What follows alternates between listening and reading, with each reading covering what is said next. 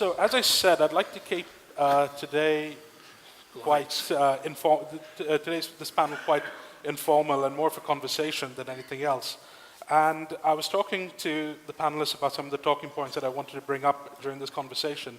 And Andrew sent me an email last night, which I thought was really interesting, where he drew a parallel between the Industrial Revolution that happened in the early 19th century and what's happening today with the digital revolution and how BIM can play a part in that. So I'd like to start off with asking you, Andrew, in terms of creating a sustainable smart city, how important is BIM?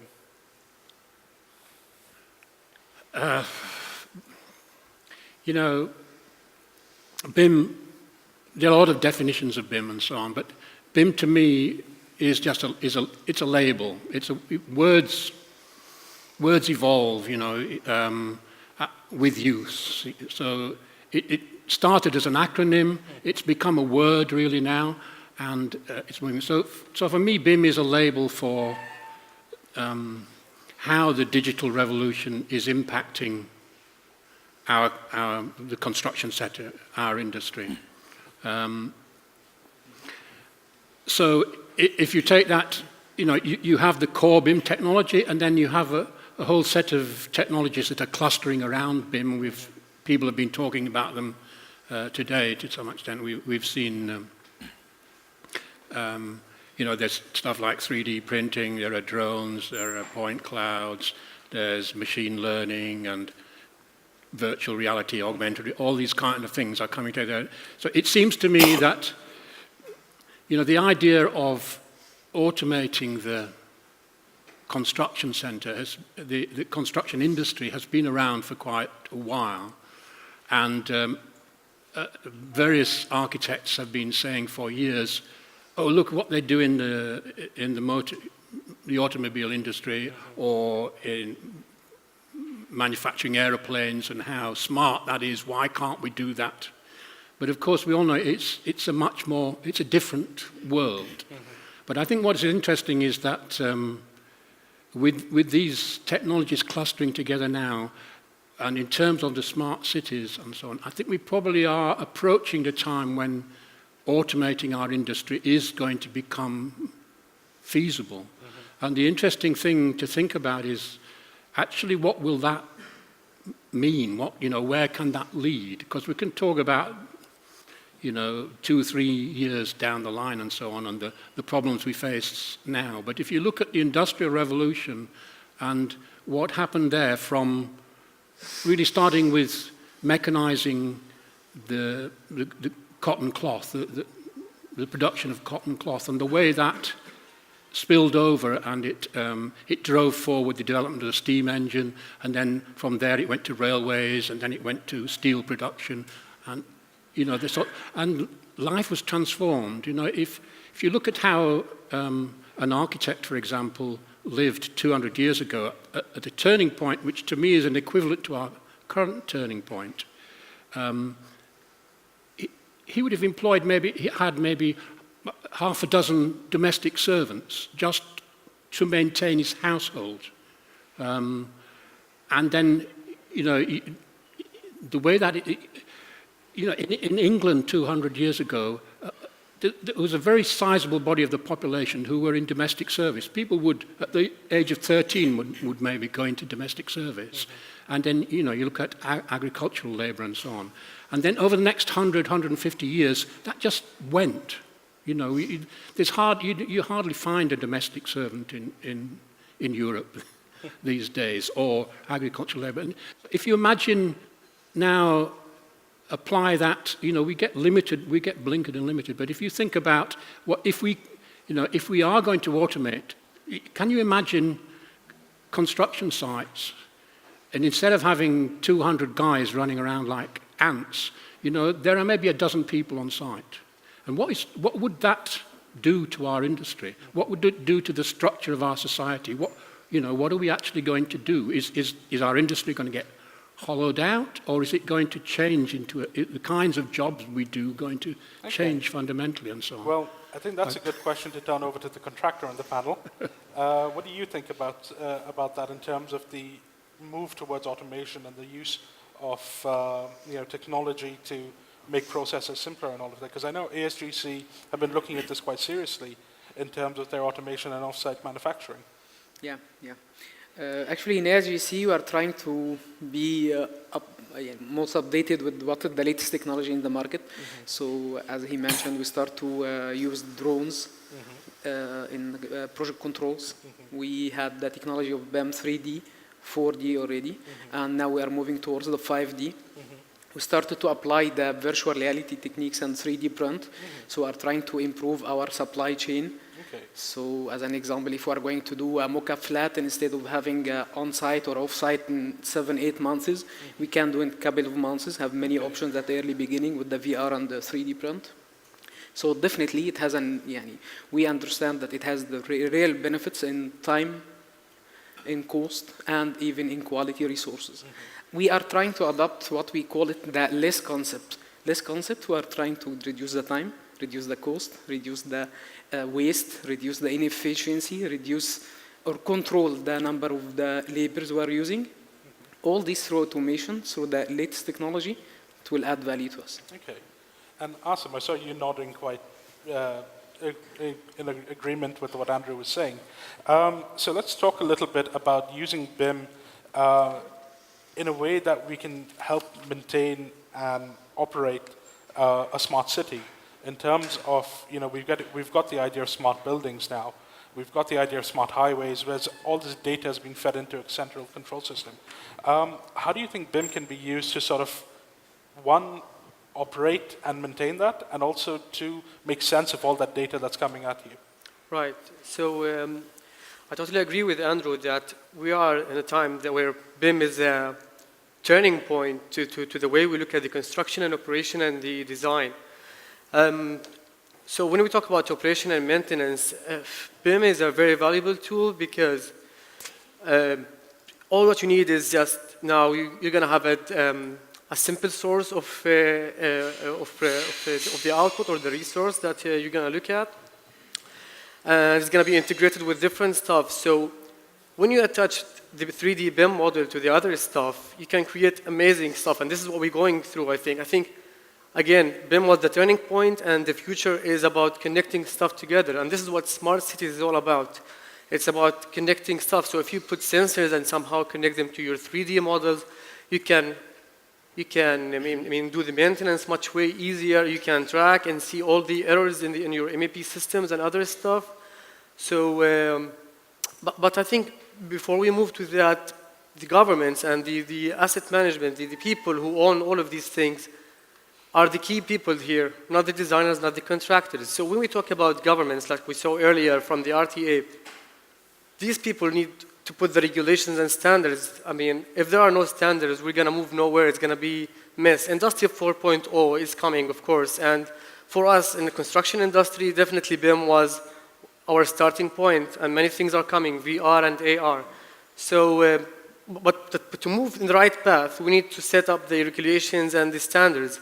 So, for example, when we talk about the artificial intelligence, and here we are in Dubai, I mean, the vision is clear. His Highness, the Prime Minister, and the ruler of Dubai, Sheikh Mohammed bin Rashid, just 2 weeks ago assigned the artificial intelligence minister. So he knows that the future is coming, and to do it right, it has to be through the government first, and he wants to set the regulations and the standards for it. Okay. And Ivar, what do you think about that in terms of the regulations and standards, and using BIM to sort of answer the needs of a city in terms of urgent planning and infrastructure, the infrastructure needs? Obviously, with these regulations that are still being developed, how do you think the industry needs to respond and help guide the way forward? Here's the issue.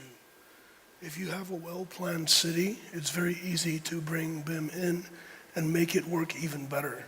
However, if you have a bad existing planning condition, BIM is only capable of trying to make that slightly less bad. Yeah. So really the whole idea is that governments, city planners, and the people who are implementing the technology have to really work together from the very start, or otherwise we end up with these weird traffic dead-end situations that we face every day. Okay. And that actually leads me to a nice one of the talking points where I was thinking about that, where you say, you have this existing infrastructure that's in place. Dubai is a city that's been growing, for years from the 70s, and we have existing infrastructure in place. So, how do you think that we can resolve something? Connect to the existing infrastructure. Is that something somewhat more challenging than actually just building a city from the ground up? And how do you resolve that problem using BIM, using these smart technologies, connected cloud computing, and all of that? How do you tie it all of that together and come up with a viable working plan, Ibrahim? Yeah. Well, I think it is a challenge, as you mentioned quite rightly, that on brownfield sites, historically, it's always been difficult to digitize the asset. And I think the challenge really is not just a technical challenge, but it's also actually more of an operational challenge. It's a challenge with people. You're coming in to change an existing culture, a way of doing things, which has its challenges. And there's plenty of other challenges on top of that. Technology, in terms of technology, to undertake a 3D laser scan of an asset and try to digitize the asset, whilst we know the benefits there's a cost associated with it. And sometimes that cost maybe doesn't warrant or is higher than the benefit. So the clients are not getting that benefit. So I think what we are seeing, though, is technology developing at a rate where that return of investment is looking more attractive. Why? Because the cost of the technology is reducing. So we're seeing that is having an impact and will change things going forward.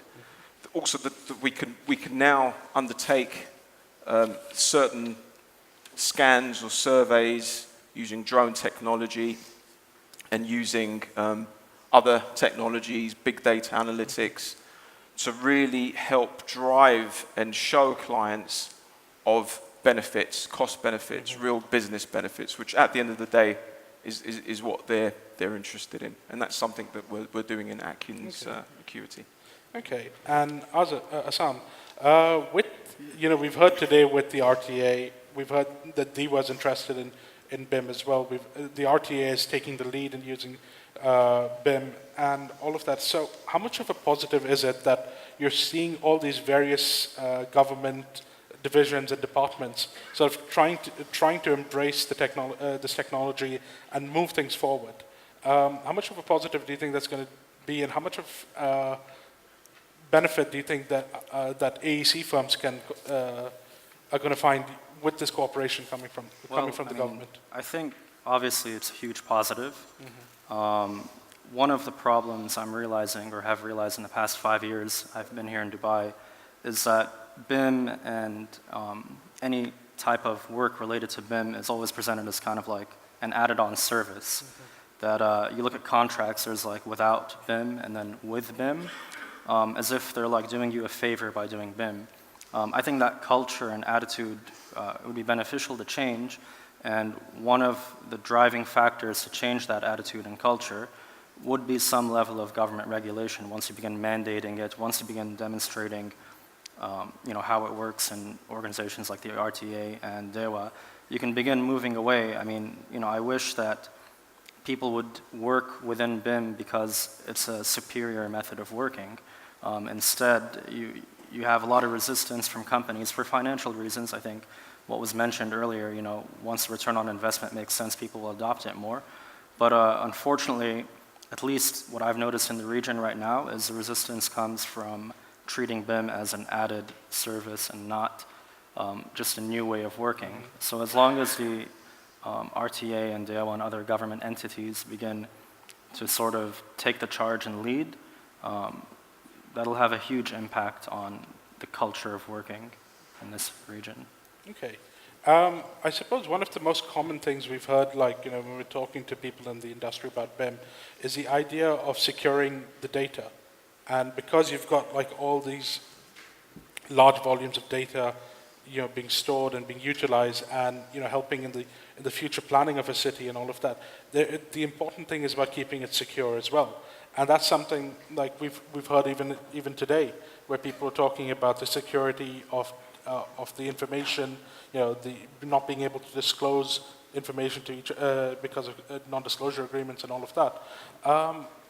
How do you surmount that problem? I'll leave that open to the panel, whoever would like to take a go at it. Ivar?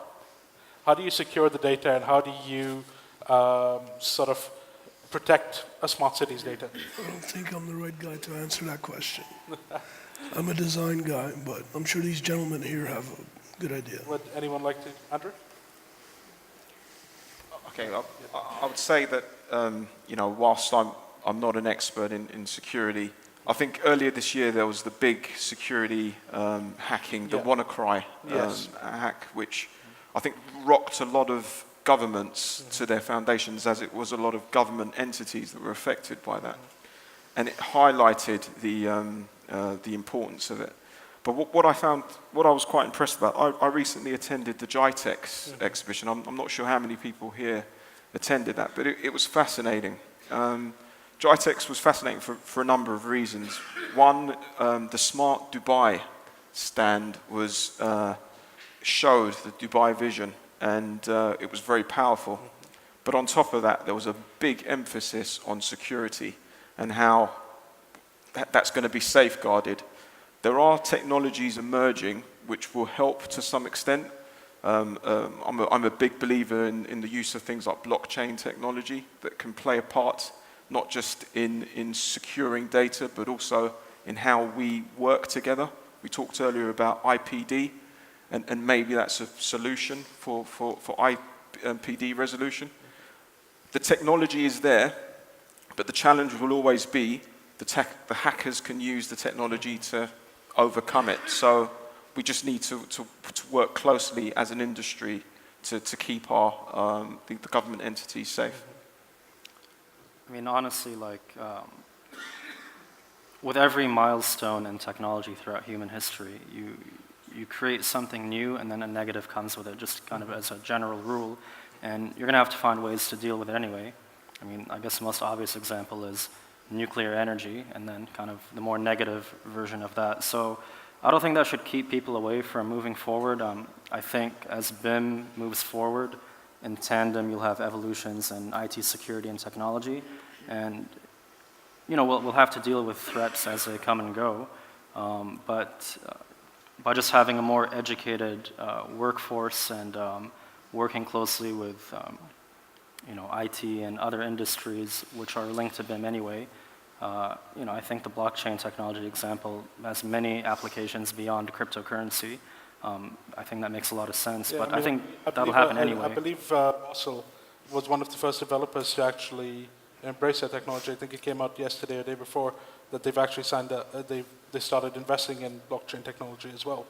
So do you think that's something we're seeing more and more developers actually look at it as a viable option then? Okay. Yeah. All right, so let's move on to a little bit. There was a big announcement a few months ago about how, Sheikh Mohammed wanted to have a quarter of Dubai's buildings 3D printed by 2030. Is this something that's achievable? Usually Dubai, when they plan something, they are on the road to achieve it. Yeah. But how do you go about achieving it as well? I believe the problem is related to the technology itself. We have a pitfall here in the market in Dubai that we are not investing in R&D. We are applying the technology. So maybe we are one of the first early markets to apply any new technology, but we are not working on the R&D itself. So we'll be like receiving the technology to apply it. It's a quite optimistic plan, but I'm not quite sure how it will be achieved since we are not driving the technology itself. If you keep it to the smaller side of buildings, the technology is already there. So if we're talking about 1/4, they won't be the high rises, but they can definitely be all the other kind of medium and low. Well, the first tower is set to be done by 2023. That was announced, I think, like 2 weeks ago. There's a company that's planning to do it. So, I mean, the goal is to have by 2030, 25%. As he said, I mean, the technology is there. It's just about how to apply it and get familiarized with it with the contractors. You need more researchers and stuff about that. Yeah. But Margaret said something interesting where it says that we're not driving that technology. Do you think that there is a gap in the market then for firms to come in and start being innovators, start being, industry leaders in adopting these technologies and making the first move? Yeah, I was going to say, I certainly do. I think what 3D printing is going to do is bring new entrants in, probably from the manufacturing industry into construction. And that will, especially as the costs come down and that adoption of the technologies takes off, I think we're going to start really seeing some rapid changes. And do you think firms that, have already sort of established themselves at the forefront of BIM use, who are sort of have already started pushing the idea of taking BIM to the next level, do you think that they're going to be able to leverage that into this new sphere of innovation as well? Well, I mean, I think just to take it kind of a step back, basically, I think what Andrew had mentioned earlier in the discussion regarding kind of a shift in culture, when 3D printing first came out, people never thought about the fact that you have to shift labor from one part to another part. Okay, so if you plan to replace the workforce with machines that are going to 3D print, someone still has to make that 3D model. And if you've ever looked at a 3D printed model, that model is only as good as the 3D digital model. So it's not like you're completely eliminating some form of labor or work. You're simply shifting it from one medium to another. So as a part of kind of Dubai's vision for the future, 25% could be possible. Some people may call it a stretch. But you would have to see a major overhaul in, how these buildings are modeled. Because unless you have very, very well modeled and detailed, 3D models for those components you're going to print for construction, then you're still going to have people on site, fixing it and getting it to work the way they want it to. So that kind of goes back to what I said earlier about kind of a shift in culture and how you work, a move away from 2D into 3D and information and all of that. Okay. Andrew, in terms of looking around the globe, I mean, we've seen a lot of other cities actually embrace the smart cities concept as well. Singapore is one good example. The UK is also taking a strong lead in terms of adopting regulations for BIM and all of that. What lessons do you think Dubai can learn and sort of apply to itself as it continues along its journey? Well, I mean, this is what I was saying earlier. If you look at the successful smart cities, they are the result of an existing physical condition that is already optimal. And all you're doing is just adding more to it. But if we don't have an existing optimal physical condition, then you're just kind of fixing problems all day. But still, it's worth it because at least your city performs more efficiently.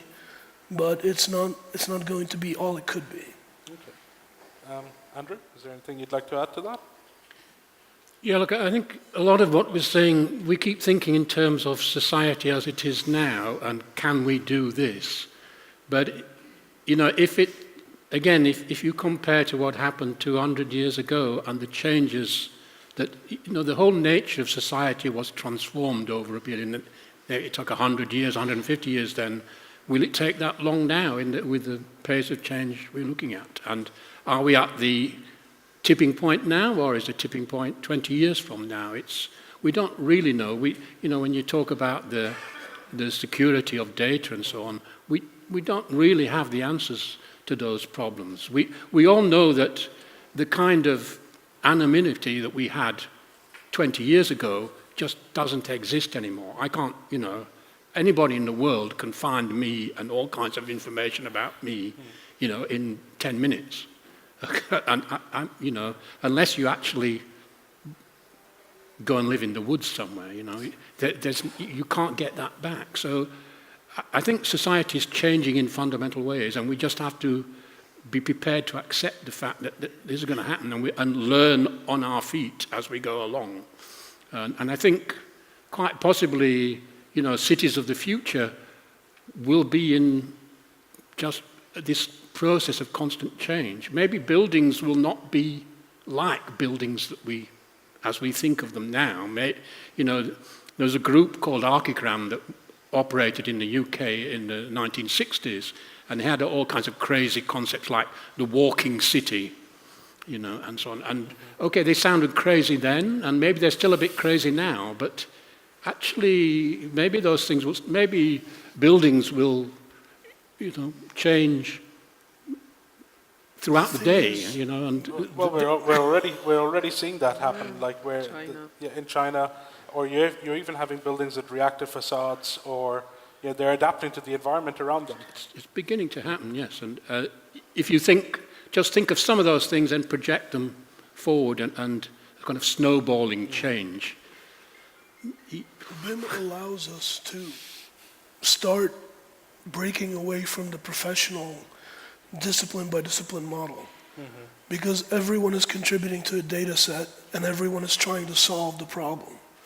So it doesn't matter whether you're a physicist, engineer, architect, or a government official, all of you have some kind of influence there, and you learn from each other. And so like you were saying, architecture is not going to be architecture anymore. It's going to be more about handling data. Actually, Chinese people started now they were able to fix a building of 30 floors in 360 hours, just the on-site construction, in addition to like between 5 to 6 months for the procurement and finishing. So they are changing the way they are doing. They are fabricating everything, doing everything off-site construction, and they are able to fix 3 levels on daily basis, which is quite big movement into the industry. Okay. So before I open the floor up, before I open it up to some questions and all of that, just in terms of your closing remarks, how do you think we're all seeing that the construction sector is fundamentally being changed, and BIM is going to play a huge part in that. Where do you think we're going to go next? I mean, what's the next step in the evolution of the construction sector? And I'd leave it to anyone of you who'd like to answer. Right. I think I agree with that. We are at a level what we are a little bit confused about the future, but BIM has changed it. I mean, if you look at the companies now, we started with BIM managers and stuff like that. Now you have technology managers. Now we have digital engineering. Each company, whether it's a contractor or a consultant, everyone is looking to hire people and look for talents in the technology industry. We didn't have this before at all. No one wants to hear about it. I mean, so many technologies tried to come to the construction in the past. I mean, a lot of them failed, but now I think we are more aware. We have more awareness of that. But I'll go back again with the regulations and all of these things. Cybersecurity is very important. When we talk about smart cities, it's estimated by 2020 we're going to have 50 billion devices connected to the Wi-Fi. We're talking about driverless cars. We're talking about stuff flying without the humans. So any hack, any error there, that will be a disaster. So yes, the technology is there, but I think the right thing is when we talk about digital transformation, it's all about digital strategy, not about technology. We need a digital strategy to move on. Okay. Anyone like to add anything before I have people ask some questions? I think what was mentioned towards the end was about a Chinese company doing construction very quickly using off-site techniques. Actually, one of the first companies I worked for here before joining Naga Architects from Amana Steel Construction, they're called DoBox now. They do exactly that. And this is a native Dubai company with a native kind of like Dubai created construction method that was developed through the use of building information modeling very early on. I mean, I don't think it would have been possible to kind of simulate and imagine, exactly what they're doing, which is effectively cutting any building up into kind of Lego pieces that are built on a factory, including sinks and finishes and electricity and mechanical, and putting it together and then turning the building on effectively. So you do have examples of innovation in Dubai, such as that, and I'm sure there are many others. combined with building information modeling, which have allowed those kind of things to take place. Again, it just depends on how willing a company is and how willing the working culture is to just kind of take the risk and do it. So, you know, I see great potential. Okay, great. Are there any questions? Or be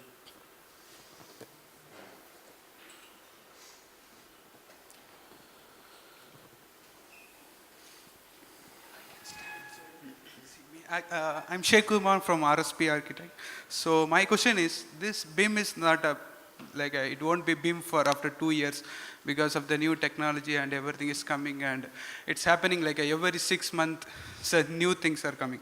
So my basic question is, so in the one side of market, like a 30% of the market, they are easily can adopt all the technologies. So they are like a big players in the market, they can easily adapt.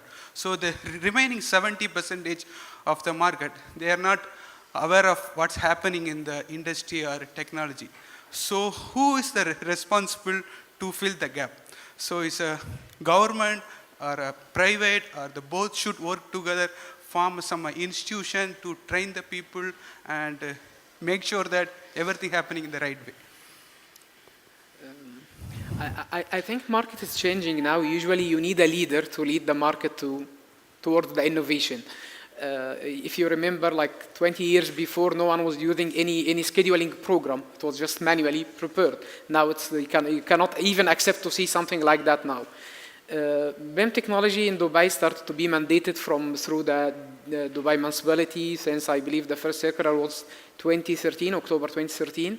Now started the market leaders and the consultancy firms, developers and contractors started to use. So it's a matter of time, then it will be the culture and the way they are communicating in the market.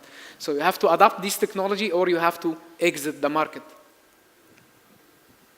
Okay, thank you. Thank you very much. I think we've got time for one more question.